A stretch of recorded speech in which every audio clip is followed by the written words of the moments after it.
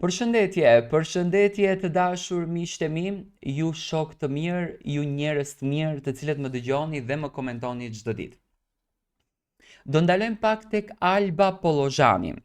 Tani unë nuk dua të them që Alba është e preferuara e produksionit, por me lëvizjet që ndodhen natën e mbrëmshme, realisht mu duk e preferuara e produksionit.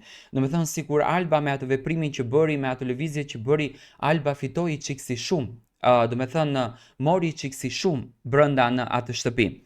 Mbrëm u shfaq një video në dhomën e rrëfimit, Alba duke vuajtur, duke qajtur dhe duke ju lutur produksionit që i dashuri im të mos më ketë shikuar në atë gjendje.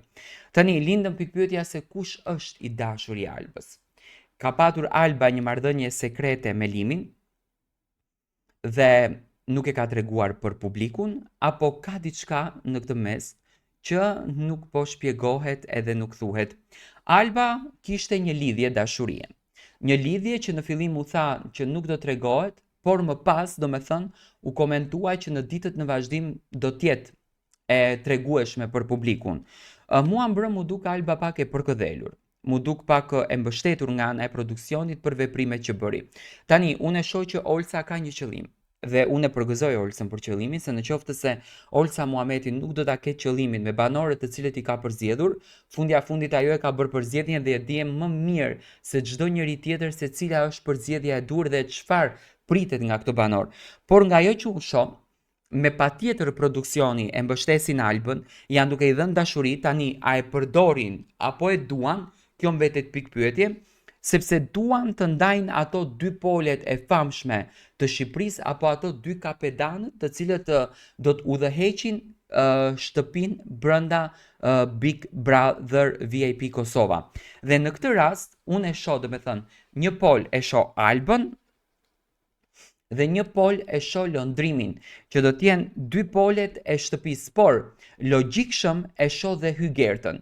Hygerta është një banore e cila nuk lufton siç luftojnë banorët e tjerë duke përdorur gjuhën e denigrimit, duke përdorur gjuhën e urrejtjes, duke përdorur gjuhën e inatit, por është një banore që ka përzgjedhur qetësinë shpirtërore. Dhe kur flasim për qetësinë shpirtërore, Hygerta në mënyrën shumë diplomatike di të t'i thot gjërat dhe të t'i sqaroj gjërat.